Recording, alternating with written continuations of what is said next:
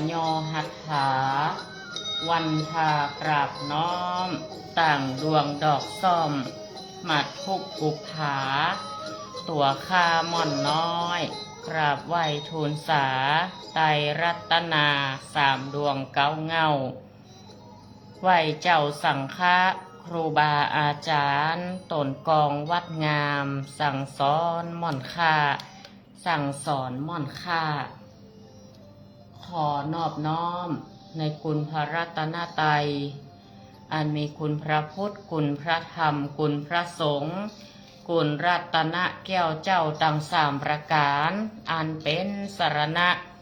เป็นที่พึ่งแก่พุทธศาสนิกชนพุทธบริษัททั้งหลายขอยอมือ10 นิ้วถวายความเคารพมายังครูบาอาจารย์พระเถรานุเถระครูบาสังฆะพระสังฆาธิการพระสงฆ์ทุกรูปทุกตนขอความสุขความเจริญในธรรมขอจงมีแก่ศรัทธาญาติโยมสาธุชนพุทธศาสนิกชนทุกผู้ทุกท่านเจริญปอนธรรมสวัสดีมายังป้าอุ้ยแม่อุ้ยลุงป้าน้าอาเด็กละอ่อนเยาวชนนักเรียนนักศึกษาตลอดถึงผู้สนใจในธรรมโอกาสลำดาต่อจากนี้อาตมาภาพพระครูปลัดนรพงศ์ทิตอุทาสิริเจ้าอาวาสวัดดอนจันทร์ตำบลเวียงกาหลงอำเภอเวียงป่าเป้าจังหวัดเชียงรายก็จะได้นำทุกท่านเข้าสู่รายการธรรมะของทางสถานีวิทยุกระจายเสียงแม่ขจารย์โมเดิร์นเรดิโอ FM 94.50 เมกะเฮิรตซ์ทดลองประกอบกิจการในประเภทกิจการทางธุรกิจออกอากาศณอาคารเลขที่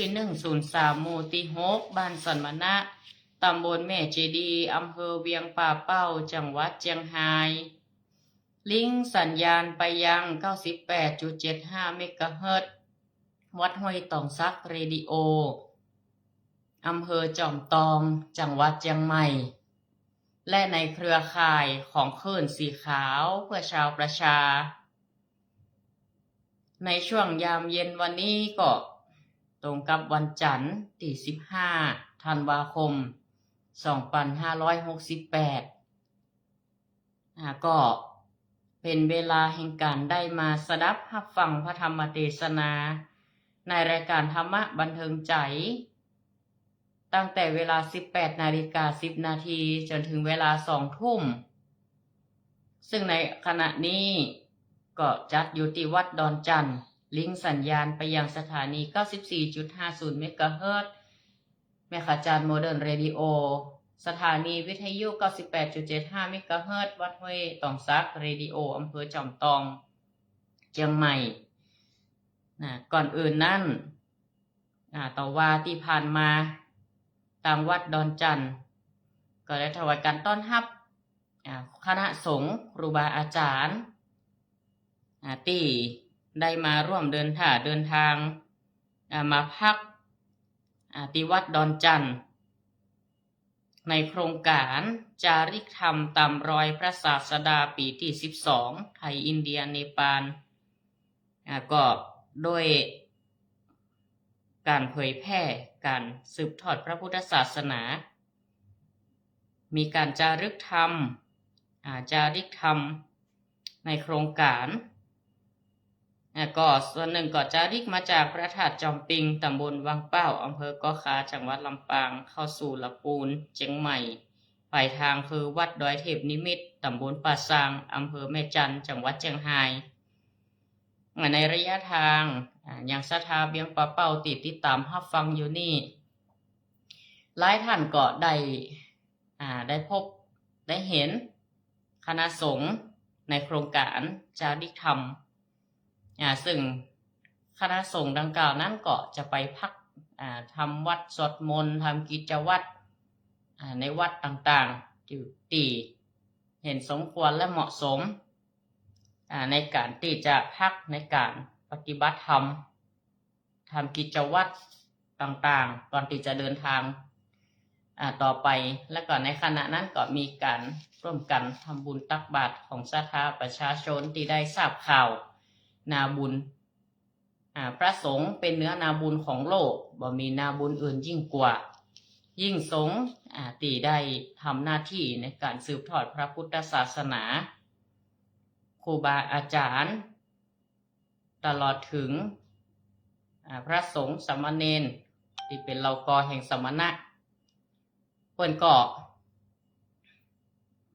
ได้ปฏิบัติตามพระธรรมวินัยสืบทอดพระศาสนาก็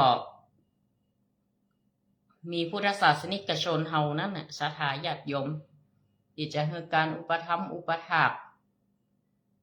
ครูบาอาจารย์คณะสงฆ์พระสงฆ์องค์เจ้าสามเณรบอกว่าจะอยู่วัดวาอารามไหนก็ตามซึ่งก็ทำหน้าที่ทุกคนมีหน้าที่หน้านอกบอกความงามหน้าในบอกความดีหน้าที่บอกความสามารถหน้านอกแต่งให้พอดีหน้าในหน้าที่ยิ่งต้องแต่งยิ่งต้องเสริมสร้างเติมแต่งให้มากๆในหลักมงคลเสาเก้าอันเป็นอุดมมงคลแห่งความเจริญก้าวหน้าบาลีได้กล่าวเอาไว้ว่าสัมมนานันจะทัสนังการพบเห็นสมณะผู้สงบถือว่าเป็นอุดมมงคลเป็นมงคลในชีวิตการพบเห็นสมณะผู้สงบแล้วนอบนบถามไถ่ไตรสิกขามันฝึกหัดทุกวันด้วยปัญญาย่อมชักพาจิตตรงมงคลมีการได้เงี่ยหูฟังเข้าไปพบปะครูบาอาจารย์ยิ่งมีอายุวสามีภูมิหูภูมิธรรมยิ่งได้พบเห็นแล้วก็ยิ่งได้ไปสนทนาถามไถ่หรือไปฟังธรรมในเรื่องของศีลก็ดีสมาธิก็ดีเรื่องของปัญญาพัฒนาเพื่อฝึกหัดตนเองไปสู่การทำความเพียรทำความดีก็ดีเพื่อที่จะเป็นสิ่งที่ชักจูงจิตใจของเฮานั้นไปในทางไปกุศลก็นำให้จิตใจของเฮานั้นเป็นมงคลในโอกาสนี้ก็ต้องขออนุโมทนาศรัทธาญาติโยมทางเวียงป่าเป้าชุมชนข้างเคียงโดยแต่ได้ทราบข่าวว่าคณะสงฆ์จากต่างโครงการจาริกธรรมเปิดได้มาถึงวัดดอนจันทร์ก็ปากันมาห่วมทำบุญตักบาตรศรัทธาญาติโยมห่วมกันถวายเพลตัวก็ถือว่าเฮาร่วมกันเนาะทำนุบำรุงพระศาสนาเพื่อการสงเคราะห์ด้วยปัจจัย4เนี่ยการได้พบปะสมณะยิ่งเป็นหมู่คณะนี่ยิ่งเป็นการยากก็คณะสงฆ์ครูบาอาจารย์ในโครงการก็ฉันมื้อเดียวเนาะเวลา 9 โมงดังนั้นก็จะเป็นการฉันน้ำปานะเป็นเวลาก็ญาติโยมก็ถามเข้ามาในเพจต่างๆหลายอย่างเกี่ยวกับว่าเพิ่นจากวัดดอนจันทร์แล้วเพิ่นจะไปพักที่ไหนแฮมนี่นะเพิ่นเดินทางแล้วไปพักที่ไหนก็ฝากบอกบุญประชาสัมพันธ์ในโอกาสนี้เนาะก็หลังจากที่คณะสงฆ์โครงการจาริกธรรมจำนวน70กว่ารูปรวมถึงพระเจ้าหน้าที่ก็80กว่า80กว่าเพราะว่ามาจากทั่วประเทศไทยรวมถึงสปป.ลาวโดยจากวัดดอนจันทร์เฮานี่ก็ออกไปตั้งแต่ช่วงประมาณช่วง 11 โมงปลายช่วงเที่ยงเนี่ยเดินทางไปพักที่วัดศรีโพธารามหรือวัดบ้านโลเนอะศรัทธาวัดศรีโพธารามตำบลสันสลีอำเภอเวียงป่าเป้าจังหวัดเชียงรายซึ่งณตอนนี้ก็คิดว่าถึงวัดละถึงวัดศรีโพธารามละเปิดก็เตรียมสวดมนต์เจริญเมตตาภาวนาแสดงธรรมศรัทธาญาติโยมเฮาอยู่ตำไก่ตำหิมชุมชนข้างเคียงก็ไปร่วมสดับรับฟังพระธรรมเทศนาการบรรยายของครูบาอาจารย์ในโครงการเปิดหรือว่าจะถวายภัตตาหารเพลก็เวลา 9 นาฬิกาแต่เปิดก็จะออกรับบิณฑบาตก็ช่วงเวลา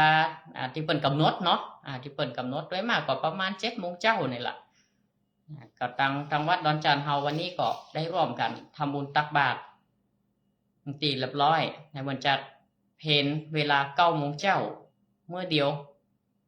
ก่อนที่จะเริ่มธุดงค์ต่อไปสู่วัดดอยเทพนิมิตรตำบลป่าซังอำเภอแม่จันทร์จังหวัดเชียงรายโดยค่ำคืนที่16ธันวานั้นตั้งแม่สวยศรัทธาติดฟังสถานีวิทยุถ้าตั้งแม่สวยคณะพระธุดงค์วันนี้ก็จะเข้าพักที่วัดคีรีรัตน์มงคลท่านทุกปีเพิ่นเฮาทุกปีปูอีเนาะท่านเป็นเจ้าอาวาสเนาะวัดคีรีรัตน์มงคลตำบลตะก้ออำเภอแม่สวยจังหวัดเชียงรายมากันหลายเนอะคณะสงฆ์จากทั่วประเทศแล้วก็รวมถึงพระสงฆ์จากสปป.ลาวก็แจ้งประชาสัมพันธ์ญาติโยมไปช่วยกันอุปถัมภ์ประทานครูบาอาจารย์พระสงฆ์องค์เจ้าสามเณรติดตามมาโดยในการจาริกธรรมในครั้งนี้โดยเป้าหมายจะไปที่วัดเทพนิมิตรวัดเทพนิมิตรตำบลป่าซางอำเภอแม่จันทร์จังหวัดเชียงรายคำว่าสมณะแปลว่าผู้สงบศรัทธาทุกคนก็มีหน้าที่ที่แตกต่างกันไปอย่างคำคมเพิ่นได้เอาเปรียบเทียบไว้ว่าก็เมื่อเฮาพอกระจกศรัทธาญาติโยมโดยเฉพาะตึงยิงตึงใจเนาะโดยเฉพาะคนฮักสวยฮักงามนี่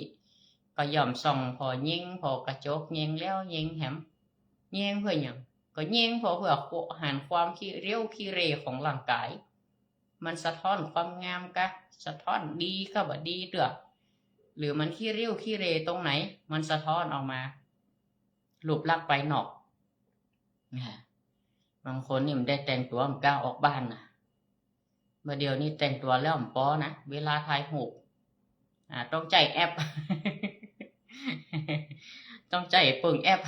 เพื่อมันงามได้ก็เมียใจ AI ได้ก็เมียเพื่อให้มันดูดี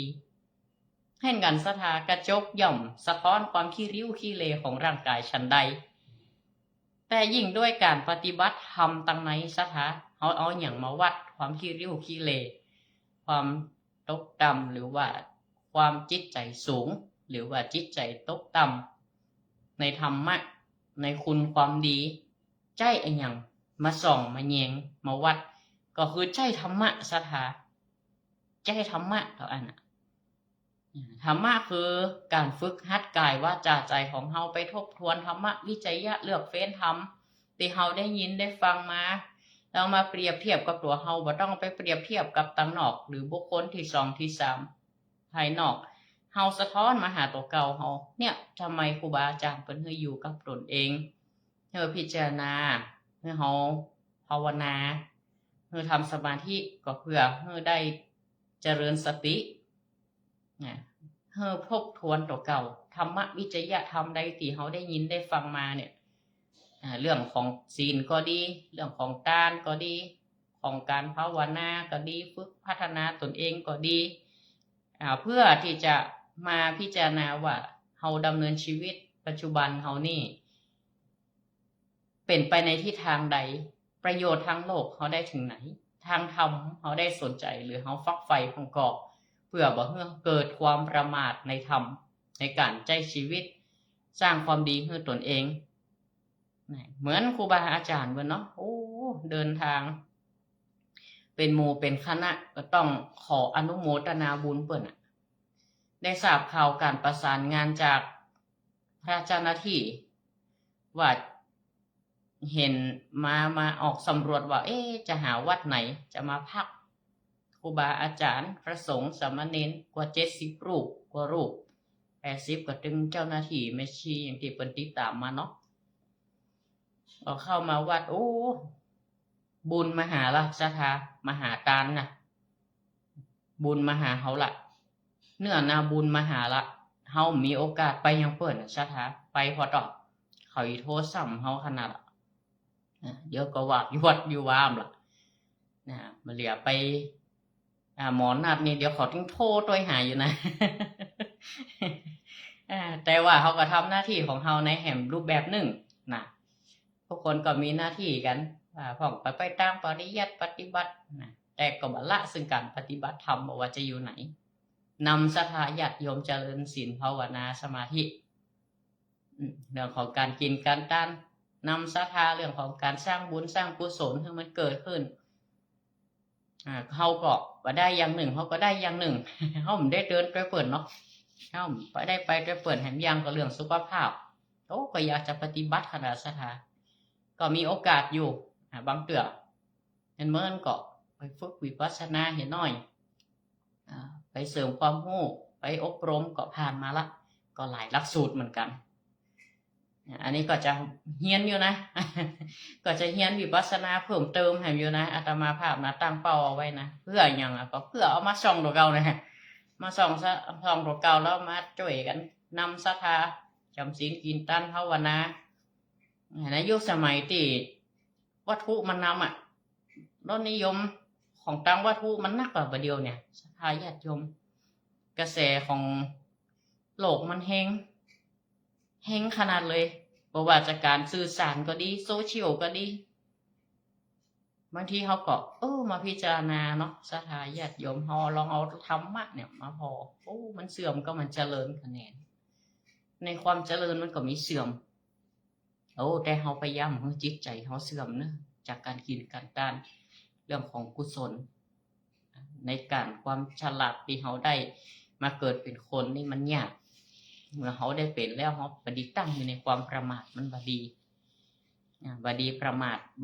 าทในการศึกษาเรียนหาความรู้ประมาทในการใช้ชีวิตบ่ประมาทในความเคารพสวายความเคารพบ่ประมาทในการปฏิสันถานทราบข่าวครูบาอาจารย์เพิ่นจะมาเข้าพักอาตมาภาพก็เลยตอบตกลงทันทีนาบุญมาหาแล้วเป็นเนื้อนาบุญอีกอย่างหนึ่งนั้นก็ใกล้ไปปีใหม่แล้วหรอกส่งท้ายปีแล้วเอาบุญใหญ่บุญหลวงจะทายญาติโยมหันครูบาอาจารย์พระสงฆ์องค์เจ้าที่เปิ่นธรรมจาริกอย่างการนี้อันใดที่เฮาช่วยเพิ่นได้ก็ช่วยกันไปทำนุบำรุงอนุเคราะห์สงเคราะห์ด้วยปัจจัย4เป็นพื้นฐานอยู่ร่วมกันก็มนุษย์เนาะมนุษย์คนเฮาก็ฝึกฝนพัฒนากันเรื่อยๆจะว่าจะได้บรรลุธรรมจนโตตกเสี่ยงถ้าบรรลุธรรมกันเนี่ยมันจะง่อมกันโลกศรัทธามันเป็นไปบ่ได้เนาะแต่ในความเป็นมนุษย์คือเป็นเสขบุคคลก็ต้องศึกษาในรูปแบบต่างๆว่าตั้งโลกว่าตั้งธรรมอย่างครูบาอาจารย์เพิ่นก็จาริกไปแสวงบุญไปเป้าหมายตีเดียวกันนั่นน่ะศรัทธาเป้าหมายคือพระนิพพานก็ทำหน้าที่ต่างๆหากว่าเขาได้ร่วมกันช่วยกันทำนุบำรุงพระพุทธศาสนาก็ต้องอาศัยบริษัทเขาบริษัทเขามีบริษัทในนี่มีแผนกบัญชีมีนะ บ่มียังเปิดนะก็อาศัยเจตนาล้วนๆเจตนาเป็นตีนำกินน้ำตาลไปมีอย่างของบริษัทเขามี4อย่างเน้นบุคคลภิกษุภิกษุณีอุบาสกอุบาสิกาภิกษุณีบัดเดียวนี่ก็บ่มีละค่อยมีละจะอาศัยบ่ออกไม่ออกบ่ขาวไม่ขาวร่วมกันในการยกย่องพระพุทธศาสนาของเฮายิ่งการได้เห็นครูบาอาจารย์ศรัทธาญาติโยมได้ฟังธรรมผ่านวิทยุหรือผ่านการจัดรายการธรรมะก็ดีเนี่ยญาติโยมทั้งหลายก็ได้รู้จักมักคุ้นก็คือได้พบปะสมณะได้เห็นสมณะก็เกิดความปิติความสุขกายสุขใจในขณะเดียวกันการได้เห็นก็ได้ความรู้หมุนวิทยุมาก็ได้ฟังธรรมมันเป็นรสธรรมแห่งพระพุทธศาสนาเฮาในโครงการธรรมจาริกนี่ก็ถือว่าสำคัญอย่างยิ่งศรัทธาญาติโยมโครงการธรรมจาริกนี่เพิ่นจัดเป็นปีที่12แล้วนะปีที่12คำว่าสมณะแปดตรงตัวคือผู้สงบผู้สงบกายมีความสำคัญในความสำรวมจะเดินจะไปที่ไหนมีมารยาทตามหลักศีลธรรมสงบกายวาจาใจอยู่ในกรอบแห่งความดีโดยมีพระวินัยเมื่อยึดถือปฏิบัติเป็นธรรมเนียมประเพณีสงบใจก็คือสงบจากกิเลสบาโลภกดหลงมีความพยาบาทใดๆตั้งมั่นอยู่ในสมาธิภาวนาอันนี้เรียกว่าสมณะการได้เห็นสมณะนี่ บางคนเห็นสักแต่ว่าเห็นเนาะเห็นแล้วเห็นต่างกันนะเข้าไปต่างกันผมโอ้ไปเสาะหาดูเจ้าจีดก อันนี้หรอกจะมีตังบ้านเฮาตนนั่นอันนั้นเหล็กแม่นสำนักนั่นนี่แม่นไปเอาละแปลกันไปมันเห็นต่างกันแต่บางห้องเห็นแล้วก็เข้าไปโดยแบบใดห้องก็อาศัยการได้ยินได้ฟังธรรมห้องก็เป็นแหล่งแห่งการเกิดกุศลเกิดบุญที่ได้คือตานรักษาศีลได้ภาวนาเป็นเหตุเมื่อได้ทำบุญในพระพุทธศาสนาของเฮาเห็นแต่สักแต่ว่าเห็นนะมันต่างกันเห็นนี้ต่างกัน ก็ศรัทธาญาติโยมถ้าเรามีโอกาสได้พบปะครูบาอาจารย์ครูบาอาจารย์โดยเฉพาะขึ้นสีขาวเฮานี่มีหลายรูปหลายตนได้จัดรายการธรรมะบูชาสนทนาธรรมให้ญาติโยมได้ยินได้ฟังถือเป็นอุดมมงคลอย่างยิ่งก็การได้เห็นนั้นก็เห็นรีไรต์อย่างก็คือเห็นด้วยตาเนื้อกันว่าได้เห็นด้วยตาเนื้อเห็นได้ตาเนื้อในที่นี้ก็คือเข้าไปขอคำต้องเข้าไปขอคำแนะนำเข้าไปหาถ้าเขาเห็นด้วยตาเนื้อหมายถึงคือหันบ่ได้สัมผัสสายตาตนเองโอ้หันตัวเจ้าตนนั่นตนนี้ฮู้จักไข่นะฮู้จักไปไข่แต่บ่ได้ไปทักทายบ่ได้ไปสนทนาธรรมมีความประทับใจในการสำรวมกายก็ยังดีอยู่เห็นด้วยใจการได้เห็นแห่งรูปแบบหนึ่งก็คือเห็นด้วยใจ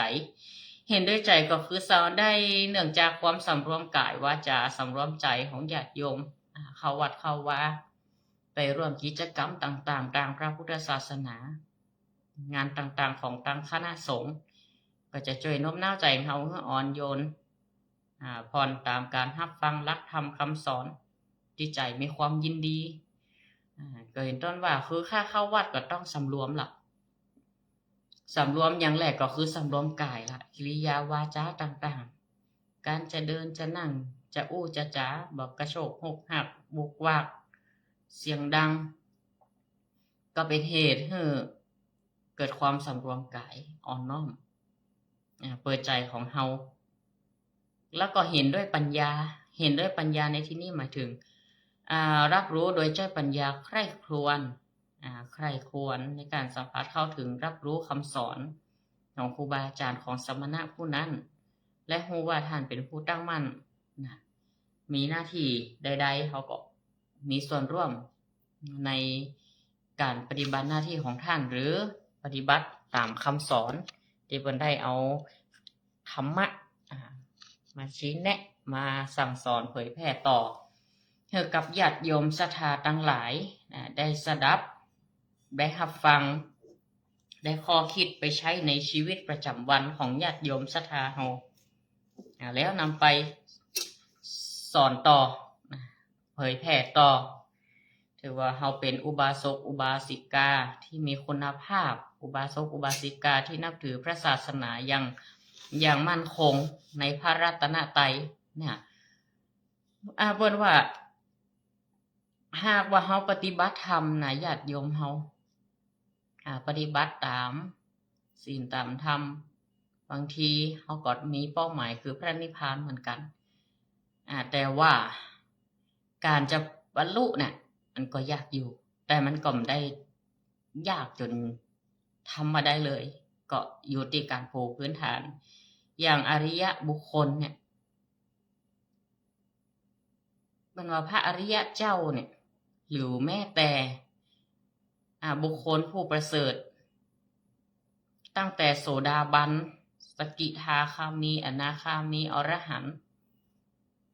ตราบใดที่พระธรรมยังอยู่บุคคลทั้งสี่ก็ยังมีอยู่สี่ประเภทตราบใดธรรมะยังมีอยู่ในโลกเขายังคงไว้อยู่ก็บ่ไกลเกินเอื้อม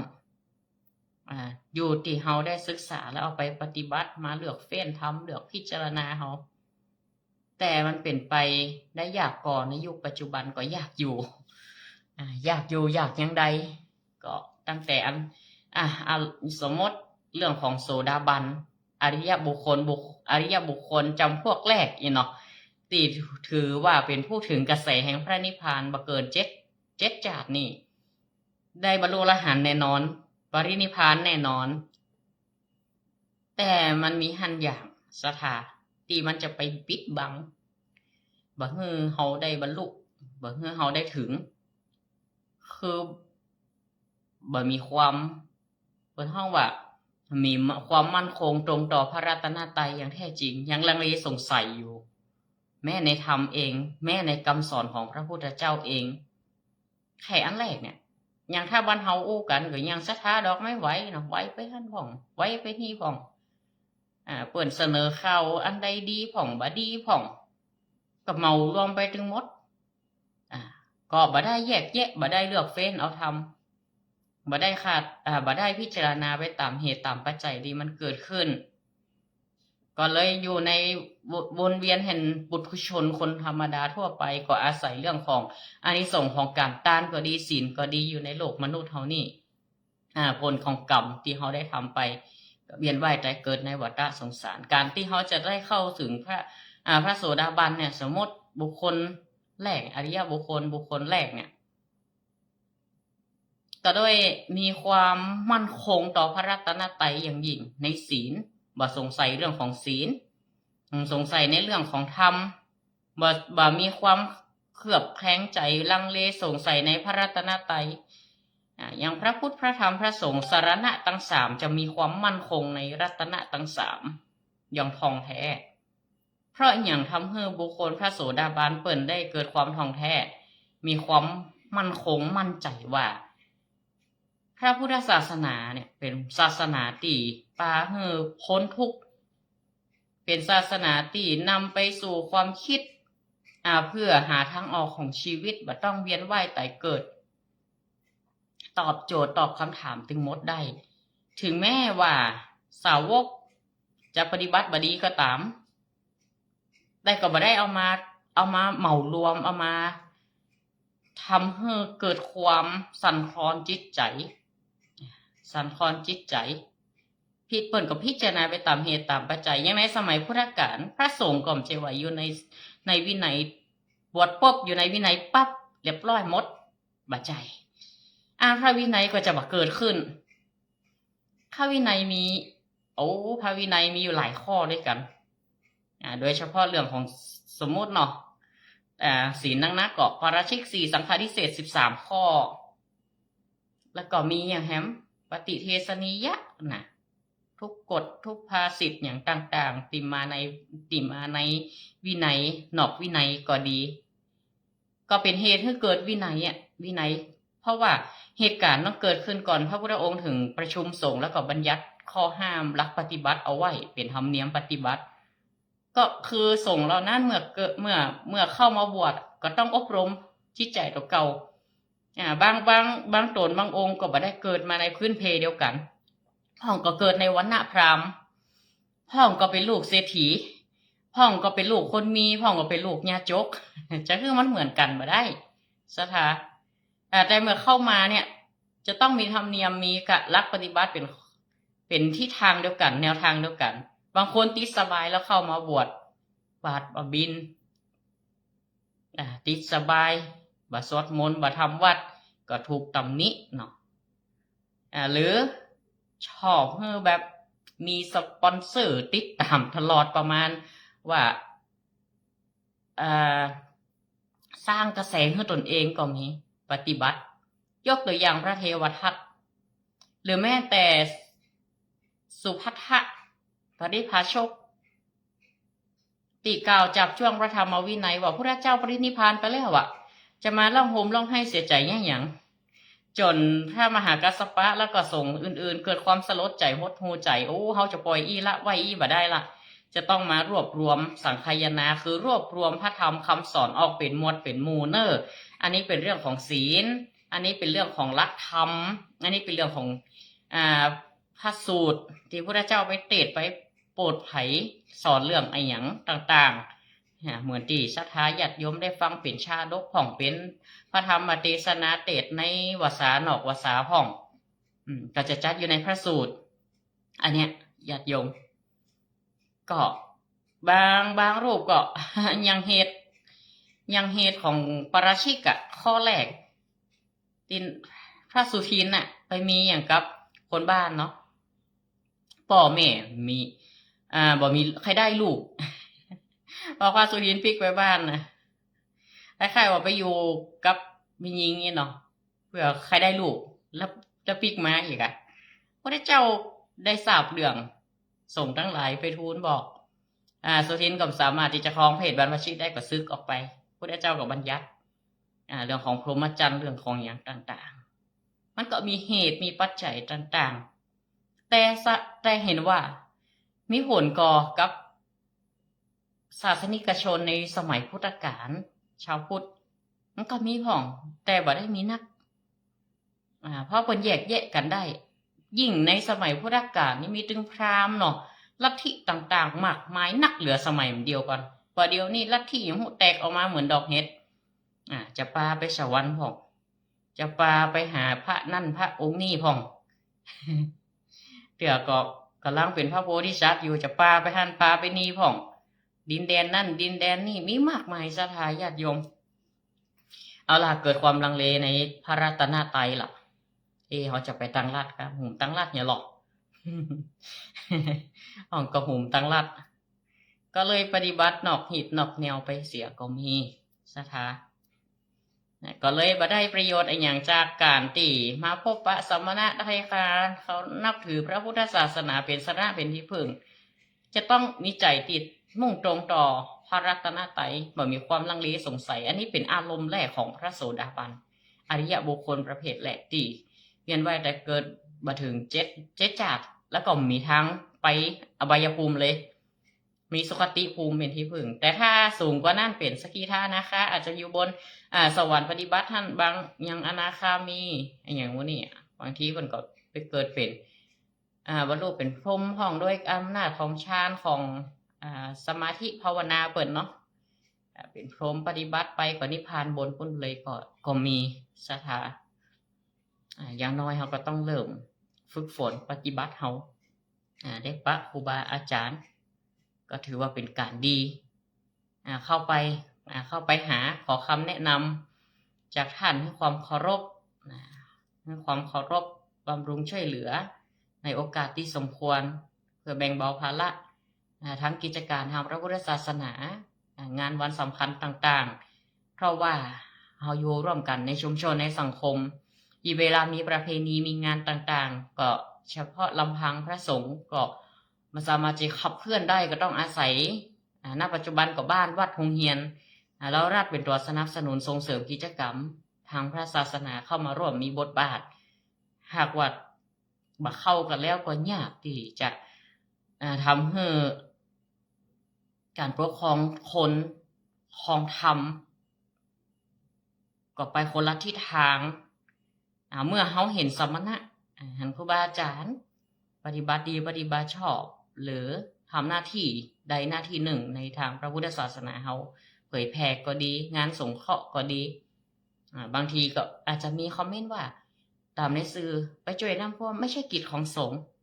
ไม่ใช่กิจของสงฆ์แต่มันเป็นกิจของเพื่อนมนุษย์คนหนึ่งที่ควรจะช่วยเหลือเกื้อกูลกันก็เขาหันเปิ่นอดอยากปักแห้งเขาจะอ้อยอย่างเดียวก็ไม่ได้เนาะบางทีอย่างการรวบรวมการร่วมกันแนะนำบำรุงหงยุกหงยาเปิ่นต้องการนั้นนี่อุปกรณ์ก็ช่วยกันเผยแผ่ประชาสัมพันธ์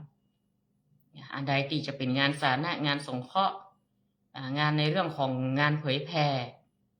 งานสาธารณูปการไม่ใช่ว่ามีการสอนทำอย่างเดียวนะหน้าที่พระสงฆ์6ด้านแล้วก็6+1เป็นเรื่องของพุทธมณฑลโดยที่ศูนย์รวมของพุทธศาสนิกชนในจังหวัดนั้นๆหรือว่าเป็นที่รวมกิจกรรมอย่างพุทธมณฑลนครปฐมอันนี้ทั่วประเทศไปหั่นเนาะก็ฮู้กันอยู่เมื่อเขาเข้าไปช่วยในงานกิจการเหล่านี้ก็เป็นการที่ช่วยเกื้อกูลพระศาสนาของเฮาให้มั่นคงเพื่อดำรงเอาไว้ซึ่งพระธรรมวินัยช่วยกันรักษาคำสอนมันระลึกถึงท่านหรือระลึกถึงความดีของครูบาอาจารย์ตนที่เป็น ที่เปิ่นปฏิบัติดีปฏิบัติชอบที่เปิ่นได้นำเขากึดนำเขาสร้างและนึกถึงคุณของเปิ่นคำสอนของเปิ่นแล้วก็รับฟังนำมาปฏิบัติตามคำแนะนำให้เกิดผลก็เพื่อได้เรียนรู้หลักสัจธรรมต่างๆในศรัทธาอย่างในสมัยพุทธกาลในสมัยพุทธกาลก็มันจะว่า ทุกคนที่จะพบปะแล้วน่ะเหมือนพบปะพุทธเจ้าแม่จะได้เห็นก่อมได้หมายถึงจะบรรลุธรรมทุกคนอยู่ที่ความศรัทธาแล้วก็ความดีที่เปิดได้ทำตัวการเปิดใจรับตัวเหมือนกับการยอมรับเอาพระรัตนตรัยเป็นที่พึ่งพระพุทธพระธรรมพระสงฆ์คำว่าพระพุทธคือพระพุทธเจ้าปฏิบัติดีเป็นปฏิบัติชอบเจ้าชายสิทธัตถะเนาะสละเพศออกบวชแล้วก็พระธรรมก็คือคำสั่งสอนปกป้องกันบ่ให้ตกไปในทางที่ชั่วปกป้องคุ้มครองบ่ให้ไปในทางฝ่ายอกุศลพระธรรมรักษาบุคคลที่ปฏิบัติตามให้ไปสู่สุคติภูมิมีมนุษย์สวรรค์พรหมนิพพานเป็นต้นแล้วก็พระสงฆ์ในที่นี้นี่หมายถึงหยังพระสงฆ์ในที่นี้หมายถึงพระสิทธิมหาสาวกพุทธเจ้า80พระองค์รวมถึงภิกษุณีต่างๆที่เพิ่นได้บรรลุธรรมปฏิบัติดีปฏิบัติชอบสาวกของพระพุทธเจ้าปฏิบัติดีปฏิบัติชอบปฏิบัติตรงแล้วปฏิบัติสมควรแล้วได้รับเอตทัคคะเนาะอันนี้คือสาวกพระสงฆ์สาวกของพระพุทธเจ้าที่เฮาทำวัดสวดมนต์กันทุกวันนี่นะระลึกยังกับปัญจวัคคีย์ทั้ง5พระโมคคัลลานะพระสารีบุตรพระสังกัจจายนะ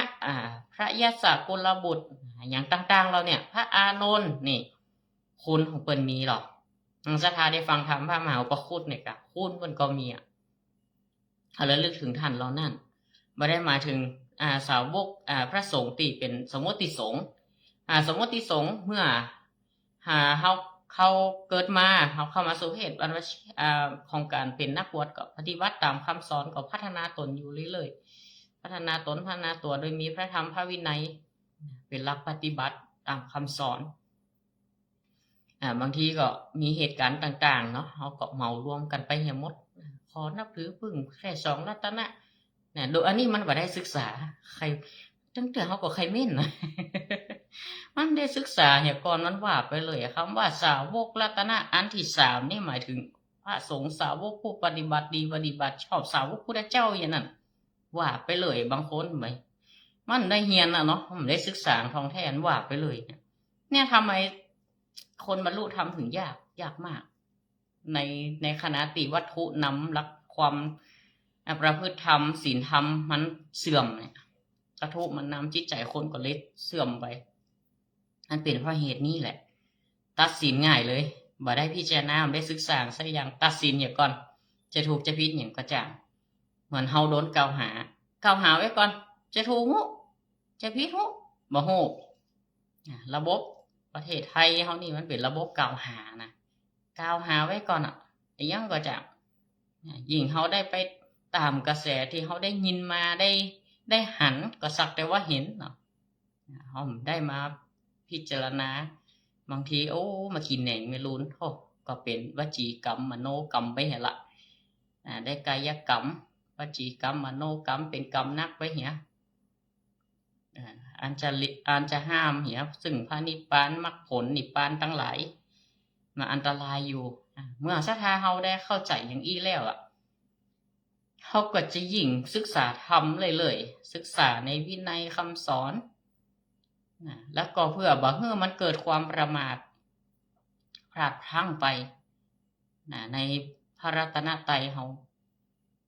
เปิ้นผ่านมากี่ปีแล้วเนาะพระธรรมวินัยก็ยังคงอยู่แม้จะผ่านยุคผ่านสมัยหากว่าเฮามีศีลก็จะปฏิบัติตนสังคมก็มีความสงบสุขสังคมด้านนั้นศีลจ่อยๆสนับสนุนกฎหมายบ้านเมืองด้วยซ้ำบ่ให้คนไปฆ่ากันลักทรัพย์กันโดยที่ศีลของพุทธศาสนามันได้มาเป็นข้อห้ามบ่ได้ออกมาตราเป็นกฎหมายแบบเอาเป็นเอาตายแต่ฮู้จักออกมาจากเจตนาเฮาจากจิตใจตั้งในมากกว่า ที่จะไปบังคับ แต่เมื่อเฮามาอยู่ร่วมกันมันก็ย่อม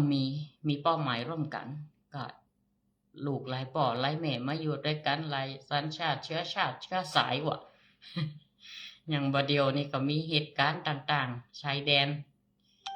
ก็หน้าที่ไผก็หน้าที่มันเนาะสภา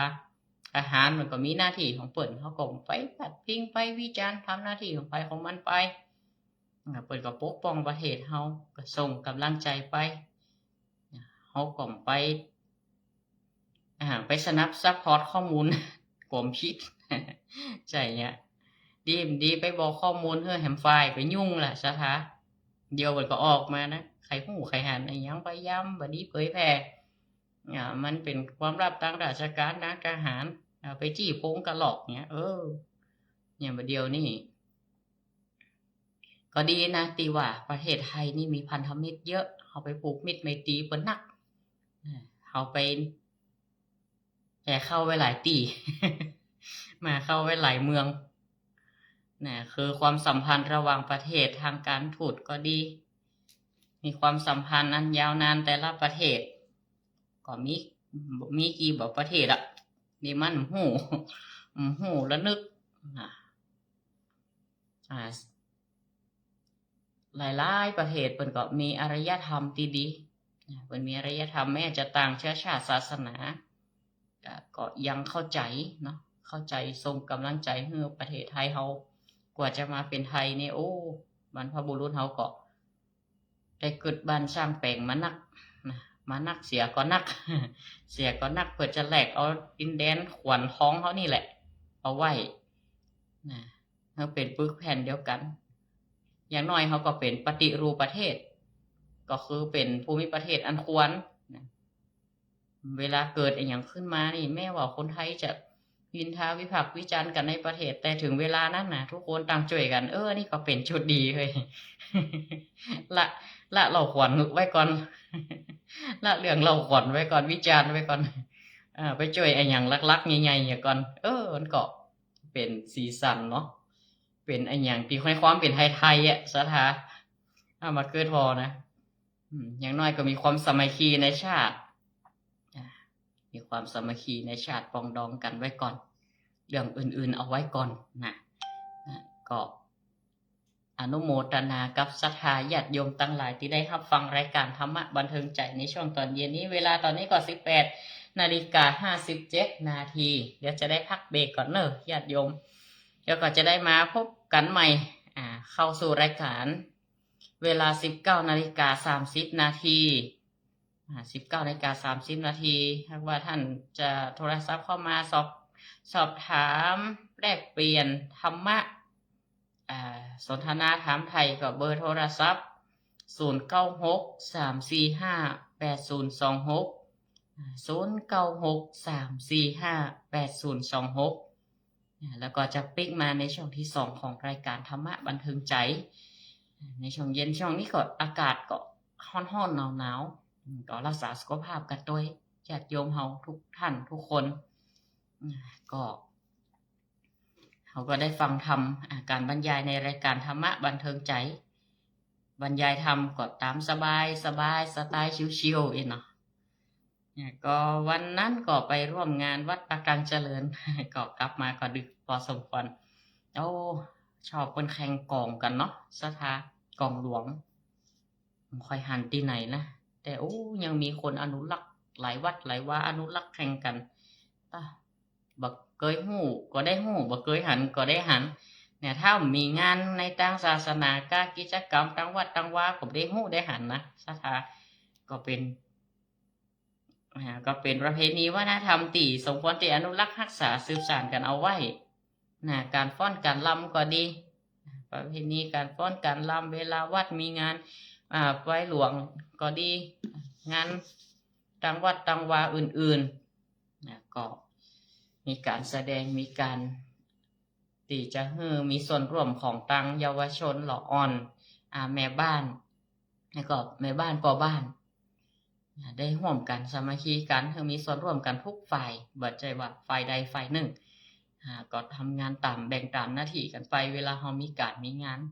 หันวัดเปิ้นมุ่นอีนะเขาก็มาไปพอไปศึกษาเอามาปรับใจอันใดดีใจอันใดดีปรับอันใดดีประยุกต์ก็เอามาประยุกต์ก็ขอพักเบรกรายการไว้เพียงตอนนี้ก็ขอเจริญพรเนอะกับญาติโยมกูคนธรรมะสวัสดีเนอะเจริญพรในยังศรัทธาญาติโยมสาธุชนทุกท่านตอนนี้ก็นำทุกท่านเข้าสู่ช่วงที่2ของรายการธรรมะบันเทิงใจของทางสถานีวิทยุกระจายเสียงแม่คาจารย์โมเดิร์นเรดิโอ FM 94.50 เมกะเฮิรตซ์ลิงสัญญาณไปยัง 98.75 เมกะเฮิรตซ์วัดห้วยตองซักเรดิโออำเภอจอมตองจังหวัดเชียงใหม่และในเครือข่ายคลื่นสีขาวเพื่อชาวประชาก็อาตมาภาพในช่วงแรกก็ได้บรรยายธรรมะในการเป็นการยกเอาหลักมงคลจากการพบปะสมณะการได้พบปะพระสงฆ์องค์เจ้าสมณเณรโดยเฉพาะ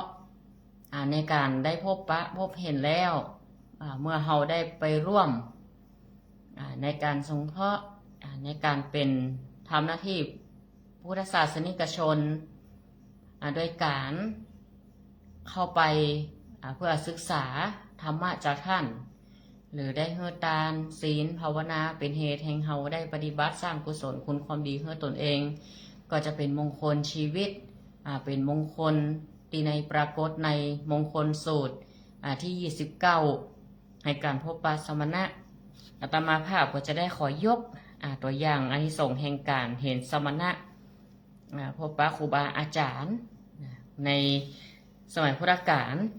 ก็มีพระสารีบุตรสมัยที่ยังเป็นกุลบุตรชื่อว่าอุปติสสะ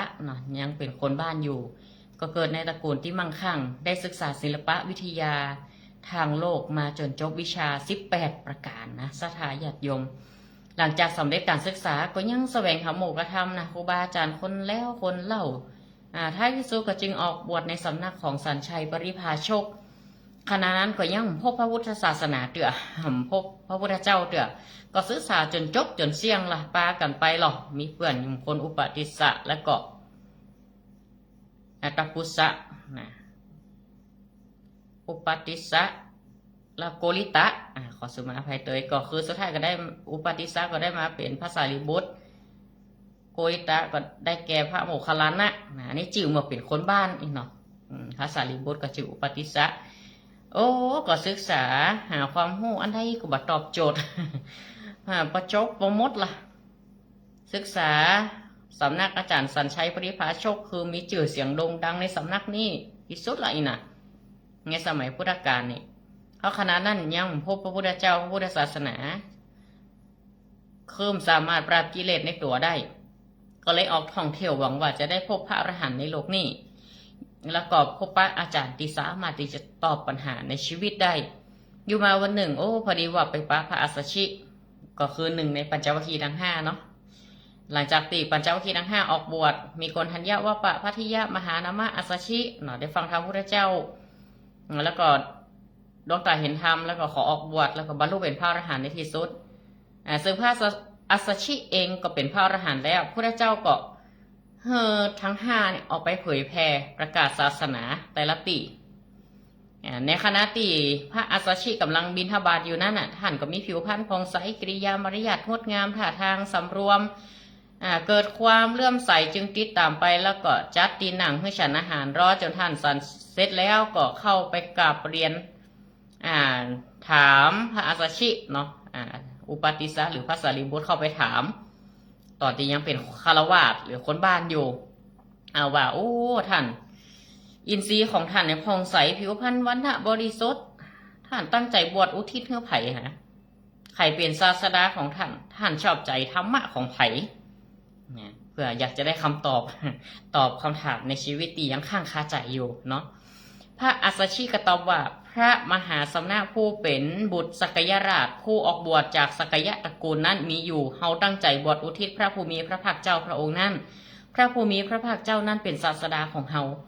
าชอบใจธรรมของพระภูมิพระภาคเจ้าพระองค์นั้นพระสารีบุตรก็ถามต่อว่าศาสดาของท่านปกติว่าสอนอย่างไร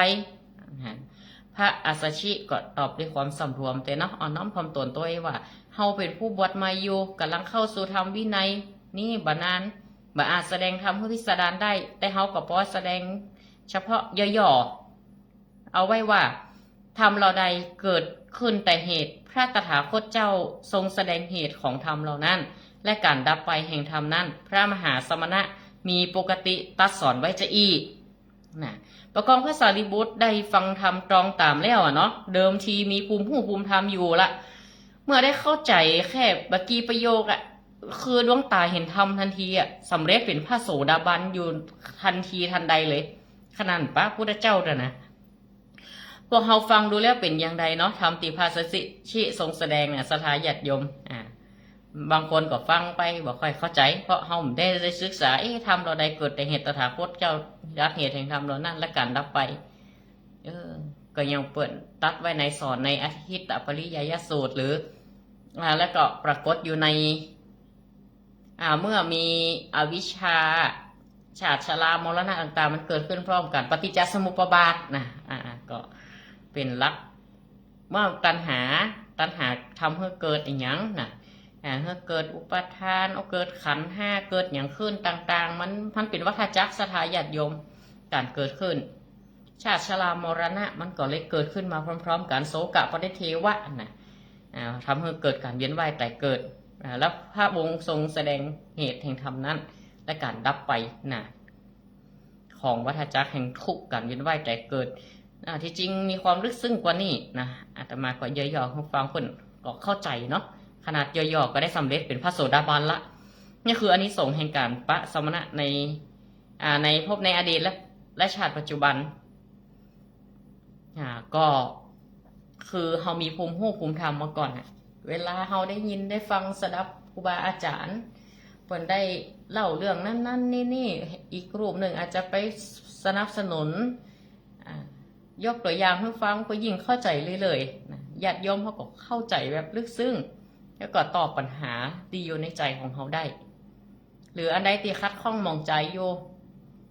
ไม่ยังคำจิตคำใจในคำถามต่างๆเมื่อพวกพระครูบาอาจารย์บัจใจเพียงเฉพาะเขาเข้าไปเห็นเขาต้องเข้าไปถามเพื่อเข้าใจในใครสงสัยอันนี้เรียกว่าเข้าไปเพื่อเกิดศีลสมาธิเกิดปัญญาไตรสิกขาของการพบพระสมณะพระสงฆ์องค์เจ้าเขานี่นอกจากนี้นะเขาก็สังเกตคุณธรรมของท่านทั้งสองต่อไปว่าพระสารีบุตรก็เป็นคนที่หู้จักกาลเทศะรอปฏิบัติจนพระอัสสชิเขาฉันพระตาหารเสร็จแล้วก็จึงถามธรรมะก็คือว่ารอสมควรเก็บเวลากันที่จะถามพระอัสสชิเองก็มีความอ่อนน้อมถ่อมตนอย่างเต็มที่ขนาดคนเป็นพระอรหันต์แล้วเนาะบางเดือนนี่อุปโลกโสดาบันนากิตานาคาพระพุทธเจ้าออกวินัยว่าอย่าวัดคุณวิเศษจัดอยู่ในปราชิกสี่เลยนะคุณวิเศษติมีในตนวัดคุณวิเศษก็เก่าบรรลุนั้นมรรคผลนิพพานได้ฌานสัมมาบัตินี่เป็นโอ้อวดให้รู้ด้วยเฉพาะตนเองคนไหนจิ้มอาหารอย่างใดรสเผ็ดเค็มหวานรู้ได้ตัวเองบัดต้องไปที่อุปประกาศอยู่ที่หลักการปฏิบัติการวางตัว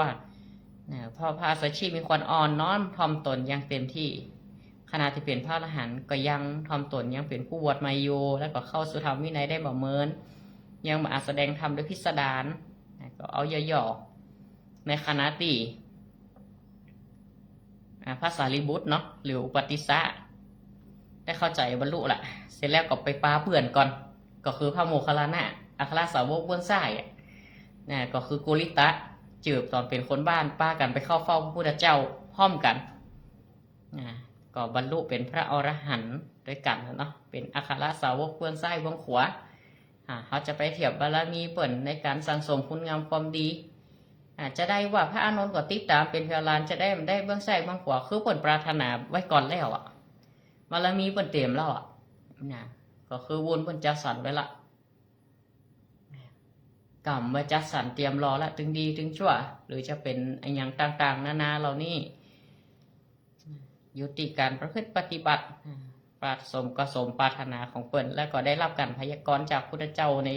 อดีตชาติตัวแม้แต่จะเป็นพระพุทธเจ้าในอนาคตก็ต้องถูกการทำนายจากพระพุทธเจ้าองค์ใดองค์หนึ่งตัวเหมือนพระโคตมะโคดมเฮาตอนเป็นสุทัศนะอีกที่ได้รับพยากรณ์จากพระพุทธเจ้าองค์ก่อนๆโดยเช่นกันแล้วก็บำเพ็ญปารมีบำเพ็ญเพียรเรื่อยๆมันใจปฏิบัติหลุ่มดอน3 วันดี4 วันให้นะอันนี้ก็จะทำให้มันรู้มรรคผลนี่มันยากมันก็ยากอยู่เนาะศรัทธาญาติโยมการพบปะสมณะอานิสงส์แห่งการได้พบปะพระสงฆ์องค์เจ้าครูบาอาจารย์ทำให้ได้สติฉุกคิดเป็นบุญเป็นกุศลเกิดบันดาลใจในการทำความดีติดตามท่านเหมือนหลวงปู่หลวงตาอย่างต่างๆแต่ครูบาอาจารย์ที่เป็นนำศรัทธาญาติโยมไปกินไปทานเป็นแบบอย่างของสาธารณสงเคราะห์ก็ดีออกไปช่วยเหลือเจ้าบ้านก็ดีเป็นแบบอย่างแห่งการนำปฏิบัติสวดมนต์ทำวัดก็ดีหรือกิจกรรมงานต่างๆก็ดีศรัทธาญาติโยมมีกำลังบอกว่าจะเป็นกำลังกายกำลังใจกำลังทรัพย์ช่วยกันสงเคราะห์อนุเคราะห์พระพุทธศาสนาของเฮานั่นเฮายังอยู่ให้มันมั่นคงแล้วก็ป้องกันภัยที่จะมีแก่พระศาสนาเฮาทั้งภัยภายในภายนอกก็อยู่ที่ศรัทธาเฮาญาติโยมทั้งหลายในฐานะที่เฮาเป็นพุทธศาสนิกชนชาวพุทธเฮาก็ช่วยกันเนาะความอุปถัมภ์ประทานป้องกันภัยที่มันจะเกิดขึ้นให้มีคุณภาพเป็นพุทธศาสนิกชนในคณะติเราก็ปฏิบัติธรรมศึกษาธรรมไปพร้อมๆเดียวกันทำให้ตาก็แจ่มใสดุจแก้วมณีอันนี้เป็นอานิสงส์แห่งการเห็นสมณะเป็นผู้ที่บ่ประมาทชื่อว่าได้บูชาพระรัตนตรัยอย่างยิ่งก็ทำให้ได้สมบัติ3คือมนุษย์สมบัติทิพยสมบัติและนิพพานสมบัติโดยง่ายการบรรลุมรรคผลก็เป็นไปอยู่ตีขึ้นอยู่กับภูมิหูภูมิธรรมหรือการปฏิบัติผู้ปฏิบัติเองรู้เองโดยชอบผลของการประพฤติปฏิบัติก็ย่อมเกิดขึ้นแก่ผู้นั้นเองก็ศรัทธาญาติโยมเฮาตอนนี้ก็เวลา 19:44 นาทีจะได้รับสายหน้าไมค์เนอะจะได้เปิดสายสนทนาธรรมะกับญาติโยมศรัทธาเฮาละเบอร์โทรศัพท์0963458026เนอะ0963458026ตอนนี้ก็โทรศัพท์สนทนาอุจากันใดในรายการธรรมะบันเทิงใจวันพรุ่งนี้ก็จะได้แสดงพระธรรมเทศนาเรื่องสุวัตกุมารเขียว2 มอนผูกตี3ผูกคน3มาแล้วญาติโยมคนแรกจากตังใดเจริญปอน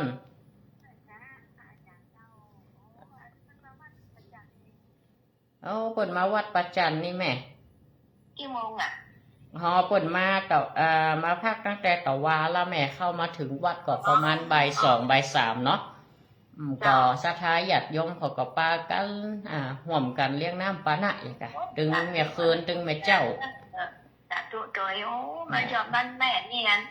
เวลาเที่ยงคืนออกจากวัดนี้ไปสัก10 โมงบ่าย 11 โมงเนี่ยแม่เดินบ้านแม่นี่หน้าบ้านแม่นี่เที่ยงคืนแล้วก็เป็นมีศพโรงงานแบบยาเนี่ยเปิดอย่าเข้าทางคณะรับบนมีศพ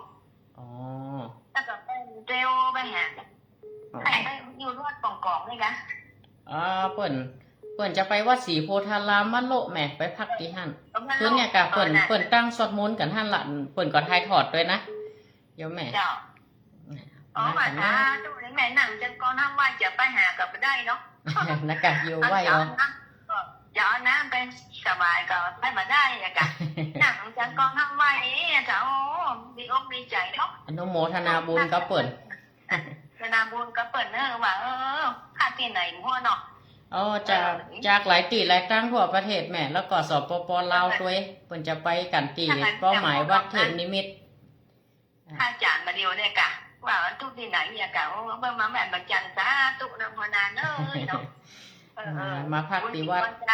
นะเนื้อนาบุญมาหาละเฮาหัวใจฮับไว้เลยตวงไว้เลยโอกาสของเฮาแล้วแม่โอกาสของเฮามาละเป็นบุญเป็นกุศลกับศรัทธาตัว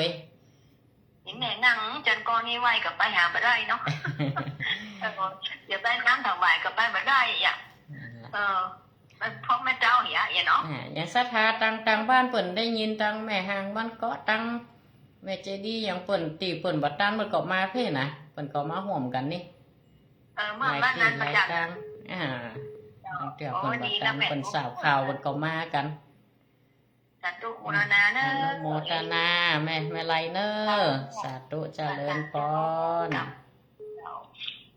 สายต่อไปธรรมสวัสดีเนอจากตังได้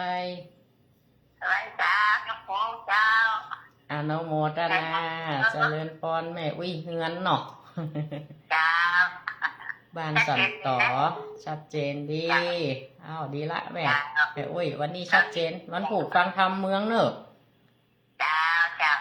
ตามตลอดถูกเจ้าทำเมืองมาเตะนุฟังให้กำลังใจกับทุกคนเนอะสาธุแม่เจริญพรเนอะสาธุสายต่อไปเจริญพรจะดูเจ้าจากตังใดฮะจากตะแจงเจ้าแม่น้อมเจ้าเป็นจะได้วันนี้สัญญาณอยู่แม่ชัดเจนดีเจ้าชัดเจนเนาะดีละเจ้าไปมาฟังธรรมะย้ำแรงเขาก็ยกทั่วไปเนาะรายการธรรมะยกตัวอย่างยกลักธรรมไปยกวัดมาในห้องเนาะแม่ละอิริยาบถได้ก็ได้อะแม่นะเอาอยู่สบายฟังทำคนห้องว่าทำเป็นดีสบายอะแม่ได้ซีเรียสนะก็ฟังกันสบายอนุโมทนาแม่น้อมเนออย่างว่าหายไปอย่าละโยมแม่เจริญปอนสัญญาณหายแม่น้อมถ้าไปกดตรวจแหนมหัวเนาะพักสายบ่ฮู้โยมแม่อนุโมทนากับสภาที่ฟังตังไลฟ์สดตัง Facebook โดยเพจรายการธรรมะบันเทิงใจแล้วก็แชร์ไปตี Facebook ทิตะอุทัศริพิขุนะอนุโมทนาการติดตามรับฟังแม่อุไรวันสันติการบ้านล่องโยมแม่อุไรวันก็ติดตามรับฟังจากไลฟ์สดตังเพจรายการธรรมะบันเทิงใจอยู่ในคณะนี้ตัวก็หลายผู้หลายท่านอยู่เนอะติดตามไลฟ์สดนะมันมีโทรศัพท์เนี่ยเครื่องไม่สบายหรอกเดี๋ยวนี้เทคโนโลยีเขาใจให้เป็นประโยชน์ก็เป็นประโยชน์เนาะมีเหมือนกันแต่มีเหมือนกันอยู่ที่การใช้งานอย่างพ่องมีเราไปเล่นกับเกมเอาพ่องมีก็สร้างผูกสัมพันธ์หรอผูกมิตรผูกมิตรตั้งกลุ่มเป็นคีเอเตอร์ว่าหารเปิดเอาลงกันนะก็มีงานประชาสัมพันธ์อะไรอย่างช่วยกันหรอกวันนี้นะก็พอสถาญาติโยมก็เล่นเหมือนกันนะแต่ไปเล่นไปเลยเสียเงินเสียทองเนี่ยระวังมูมิจฉาชีพได้อันตรายเหมือนกันแฝงมาเจริญพรกับว่า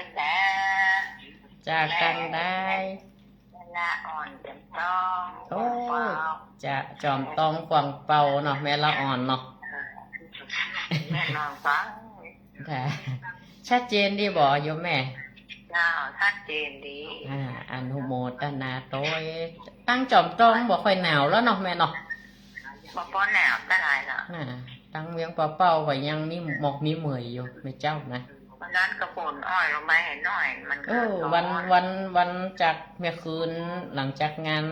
อาจารย์พระครูอภิวัตธนวิกรมน่ะเนาะหลังงานแล้วอ้อยว่ะอ้อยชุกตังมาเวียงเป่าๆนะวันนั้นนะ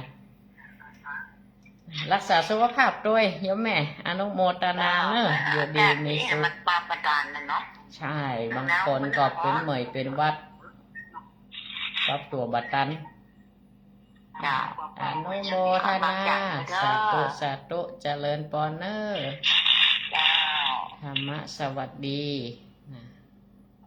วันนั้นไปเหมานออีแม่วัดบ้านแต่นดอกไม้แม่แดงบอกไปเอี่ยวบ้านนี่นะมันแต่นดอกไม้อีว่าปลูกผักสะปะพักไปเหมานอเหมามันปนมาวันนั้นนะ ต้าทุกเจ้าพาเน้นได้อานิสงส์ขนาดพระจันทร์อ่ะกัดหนอ ว่าเล่นบ่ได้เนี่ยยอมแม่แดงแม่แดงชื่อแต่เปิดอย่างหุ้นนะลืมไม่เห็นละบ้านแต่นดอกไม้แม่แดงอัมพรอีหรอโอ้ไปเอวส่วนเปิ้นนี่ปลูกซับปะลิ้นอย่างนั้นลำไยวะนอวะบะนุนวะย้ำหัวผลไม้หลากหลายนะทีมฮู้จักก็ได้ฮู้จักเนาะก็อนุโมทนาตัววันนั้นก็ไปเอวบ้านแม่แดงไปตัว GPS สถาญาติโยมวันนั้น ตีงานวัดปากกลางเจริญโอ้ก่อนอนุโมทนาญาติโยมจีห่วมหอมทำบุญการเตะการทำตัวเนอร์บ่ได้เอ่ยน้ำเอ่ยจื่อจะประการใดก็ต้องขอสมาภัยตัววันนั้นก็ตัวละ6ด้วยเนาะ ก็ไล่ตีชาทาตังลำปางแหมนี่ก็วันที่26จะได้ไปเตะตีลำปางอยู่ที่เปิ่นตั้งทำหลวงนะตีพระอาจารย์มหาสมชาติประชาสัมพันธ์26นี่ได้ไปเตะการกุมารละบันวะ การกุมารวันที่26ก็ชาทาตังลำปางมันก็มากันนักกันหลายตีหลายตังก็ตังวัดดอนจันทร์สถาก็ไปกันนักอยู่ทุกเจ้าติดนะหมอนัดไม่ง่ายก็ไปถึงปอเตียงละบางท่านก็บ่ได้ปะสักกรรมได้ปะกันสักกรรมโอกาสงานหน้าก็ปะก็ว่ากันใหม่มีการมีงานเขาก็ได้มาปะมาพบกันเนาะอุจาสนทนากันถามไทยกันอันนี้สัมมานานันจะทัศนังเอตัมมังกะละมุตตะมังการได้หันครูบาอาจารย์พระเจ้าพระสงฆ์อันว่าสุขโดยมันต้องอิงวัตถุหรอเกิดจากความสงบเขาได้หันคนมากันโอ้มาห่วมกันเป็นมุกเป็นโมหันคนนักคนหลายมาห่วมกันทำความดีทำกุศลหรออนุโมทนาบุญห่วมกันด้วยกันมันม่วนศรัทธาญาติโยมประเพณีทางพระพุทธศาสนาเขาก็ยังอี้ล่ะเจริญปอนไปที่ไปแล้วจบประจำน่าถ้าจะคัดข้องนะโยมแม่น้อมเนาะน่ากะเสียงไห้ไปเหียนวันนั้นมาได้ปะกันตะกรรมแต่น่ากะแม่วันนั้นหมอฟันนัดโยมได้คิว9 โมงไปตะกรรมโยมก็ไม่ได้ไปจ้ะเจ้าเดี๋ยวโอกาสหน้าก่อนโอกาสหน้าเนาะโอกาสหน้าก็ว่ากันใหม่จะปะกันใหม่วัดจมพ่ออยู่ไปเจอกันเนาะน่ากะก็ไปปะกัน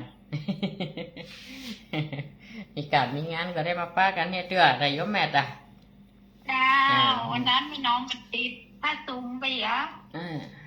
ธุระภาระแต่ละคนมันต่างกันเนาะหน้าที่เจ้าอนุโมทนาวัดในห้องสบายดูต่างหนังดังนอนดูต่างฟังหรอแม่จ้าอยู่ด้านนอกก็ยุงเนาะแม่ละจิ้มรับละวิทยุกับป้อกะรับนี่มันรับจบเมื่อใดเมื่อชมเมื่อใดเมื่ออันจ้ะอนุโมทนาเนอะแม่น้อมเนอะรักษาสุขภาพกันด้วยเจริญปอนอนุโมทนา0963458026 0963458026ต่างคนต่างหน้าที่เนาะมามีภาระธุระก็เป็นเรื่องธรรมดามันว่าความสุขภายในเป็นสิ่งที่น่าเชื่อว่ามันเป็นไปได้เนาะคนเฮานี่นะถือคือความสุขที่มันเกิดจากภายในเนี่ยมันต้องอิงวัตถุว่าเฮามีอะไรอย่างแต่เฮาพอใจในสิ่งที่เฮามีตั้งในภายในคือความปิติความสุขเขาได้มาหู้มาหันหรือว่าเขาได้ออกไปเปิดหูเปิดตาพ่องสุขเกิดจากการมีโรคภัยไข้เจ็บสุขที่อันเกิดจากลูกหลานอยู่ถ้อยฟังกรรมเนี่ยอันนี้ก็เป็นสุขเป็นอานิสงส์ขนาดนะมีลูกหลานแล้วมีลูกหลานอยู่ถ้อยฟังกรรมว่านอนสอนง่ายอันนี้ก็ยิ่งเป็นอานิสงส์เป็นกุศลมีสุขเกิดจากการ การได้พบปะนะการได้พบปะกันเพื่อนบ้านนะไปการไปงานสุขเกิดจากการมีโรคภัยไข้เจ็บสุขภาพแข็งแรงอันนี้สุขดีบ่ต้องอิงวัตถุบ่ต้องอิงวัตถุสุขจากการฟังธรรมอันนี้เป็นสุขใจที่สั่งสมความดีเอาไว้เป็นกุศลไว้ในจิตในใจของเขามันก็จะไปอันนี้หรอศรัทธาญาติโยมมันก็จะไปแยกแยะคนเดียวมันเมื่อเขามีเวลาอยู่กับตัวเก่าตอนพี่เจรณาตัวเขาเนี่ยเอาเป็นสะท้อนถึงคุณธรรมของเขานะความดีอันไหนสมควรทำอันไหนสมควรทำว่าเขามีเวลากับตัวเก่าอย่างน้อยสัก5 นาทีเหมือนเงียงเขาจะกดหัวนอนไว้พระไว้ยังภาวนาพิจารณาไว้พรุ่งนี้เขาจะทำอะไรยังหรือว่าทบทวนเขาวันนี้อย่างใดคุณงามความดีเพื่อเพื่อเขาประมาทหรอกวันต่อไปเขาว่าใช้ชีวิตตามปกติเขานี่แหละเขาไม่ทิ้งทำก็มันก็ต้องควบคู่กันไปเมื่อมีปัญหามีอย่างก็เขามีภูมิธรรมแล้วหรอเขาหัวหรออันยังเมื่อมันบะเที่ยงบะแหน่บะนอนสักอย่างชีวิตของเขาก็มีขึ้นมีลงเหมือนกันเป็นธรรมดาลงได้ก็ต้องขึ้นได้ล้มได้ก็ต้องลุกจากการทำหน้าที่ต่างๆมันก็มีอุปสรรคมีข้อผิดพลาดปัญหามีปัญญาก็บ่เกิดนะตอนนี้ก็หมดเวลาลงแล้วศรัทธาญาติโยมท่านทั้งหลายอาตมาภาพก็ขอยุติการจัดรายการไว้เพียงเท่านี้ก่อนเนอะวันพรุ่งนี้ก็ติดตามกันใหม่ในรายการธรรมะบันเทิงใจในรายการธรรมะบันเทิงใจเวลา 18:10 นาทีจนถึงเวลา 20:00 น.วันพรุ่งนี้เป็นการเทศน์ธรรมพื้นเมืองเรื่องเจ้าสุวัตตะกุมารเขียว2 มอนจะเป็นจะได้ต่อก็ติดตามวันพรุ่งนี้ต่อแหมเนาะแล้วก็